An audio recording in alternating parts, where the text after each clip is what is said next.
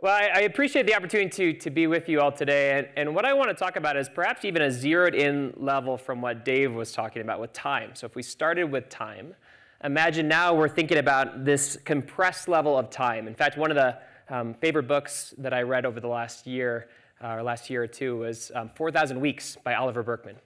And it means that we have 4,000 weeks. Most of us have 4,000 weeks to live, which is a pretty crazy number when you think about it. And so at times, this will raise this question of what does it mean to be strategic with our own time?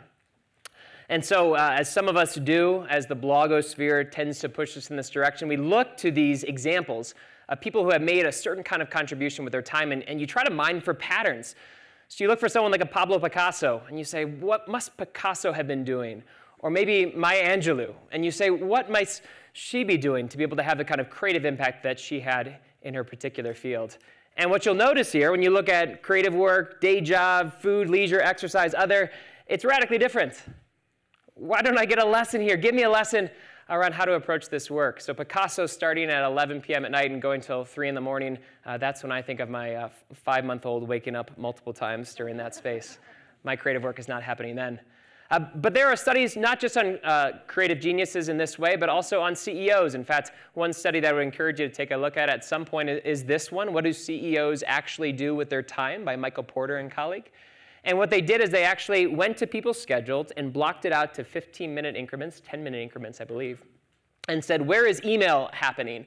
Where are your meetings happening? And they were able to aggregate some of those insights to broad-based patterns.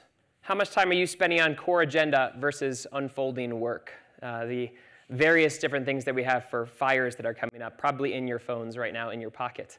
How much time are you spending outside of the company versus inside? But even here, there's significant variance of what people are doing in terms of how they plan their time. So just like we can't say, how does Maya Angelou approach her own time, we can't say, how does a CEO at such and such firm approach their time and copy it. Instead, what we have to think about is designing around this challenge. And the challenge is real. In fact, there's a study a number of years ago by Peter Bregman. Again, another reference, and there's going to be all these references in the deck that you can find afterwards.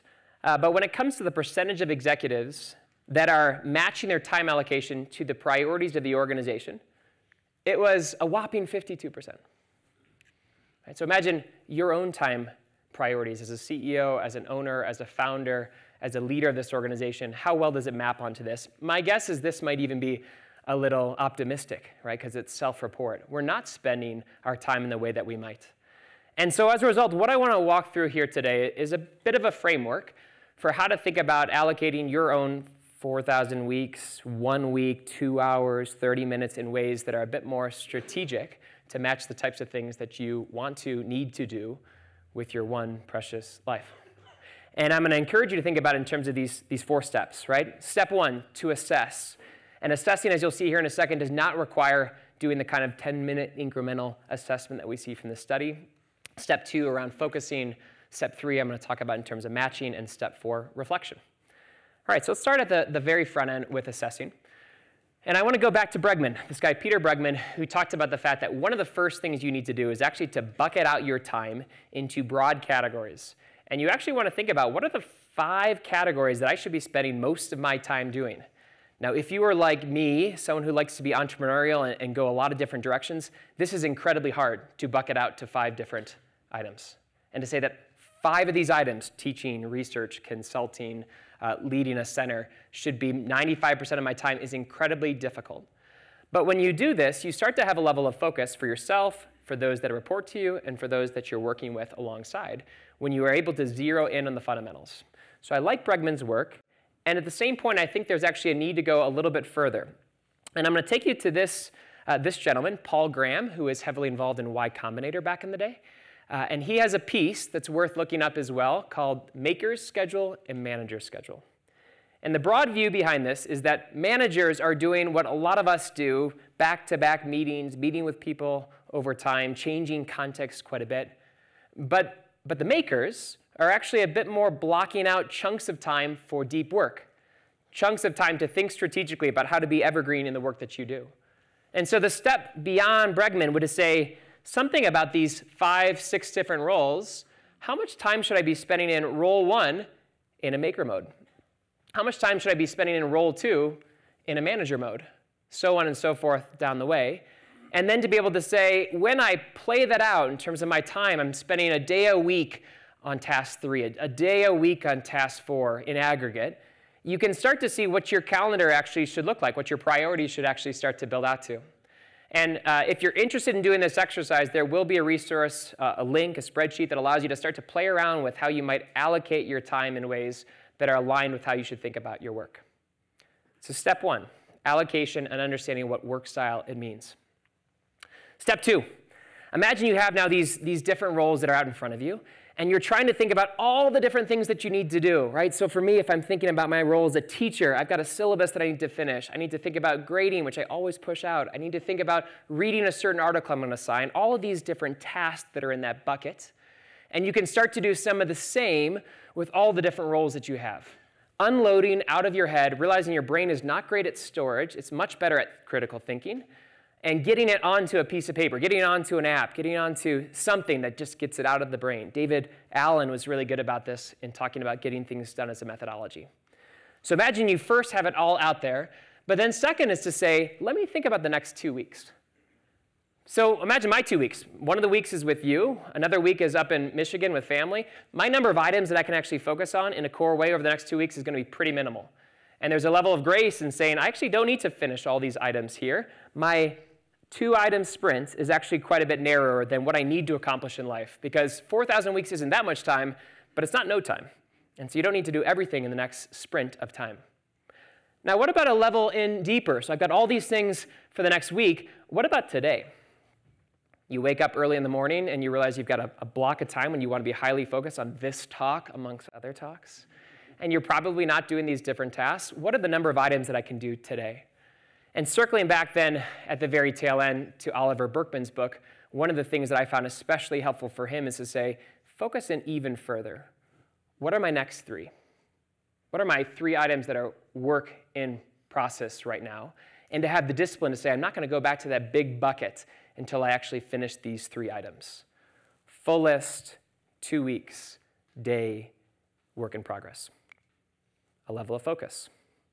But we have to take it one step further, and it's to talk about the idea of matching. And I want to talk about matching in terms of the concept of energy. So let me go briefly here to Scott Adams, well known. He's not the guy on the right. He's the one in the middle. But he's well known for producing the guy on the right. Scott Adams of Dilbert fame says a really astute thing, which is to say one of the big important points for maximizing your productivity is to actually match a level of energy to the task itself. So for example, if you hit 4 p.m. and you say, now I'm going to do my strategy for the entire company moving forward, I'm so inspired, you're going to sit in front of that computer and just blank out. And so when we think about our items, a key piece of it is to zero away those other things and to say, of these pieces, what are deep work items? What are things that I really need to have concentrated focus efforts? What are things that are actually middle-level focus? I can do it with a little bit lower attention span. And then I think of these last set of items, which I tag in my productivity system, as clearing the deck. Right? Things that I can just basically do with half a brain left. And those are the things that I leave for the end. And so for me, I then start to say, of these things in a day, what are the ones that I do early? So for me, focus work happens really great when I start the day. What are the things that I can do kind of at any time in the day? In fact, maybe between a 12 p.m. end of this and a 2 p.m. mountain bike, I see some of you out there, I might be able to focus on some of those items. And what are elements that I actually don't even need much time or energy to do? And your ability to start to sort those things, not just on the buckets of life, but also on the energy itself, becomes critical. Last point. I want to highlight here the importance of reflection. So it's not just about assessing or matching or focusing, but also the ability to step back at times and to actually see what's happening in the world that I'm working on. So there was a study a couple years back, 2014, that looked at journaling. And the researchers put a group into a task when they had to journal for a period of time at the end of the day, and those that didn't. And you might expect those that are actually writing down their thoughts, writing down the things that they're doing, are going to lose productivity because they're losing time. They're losing 15 or 20 minutes a day.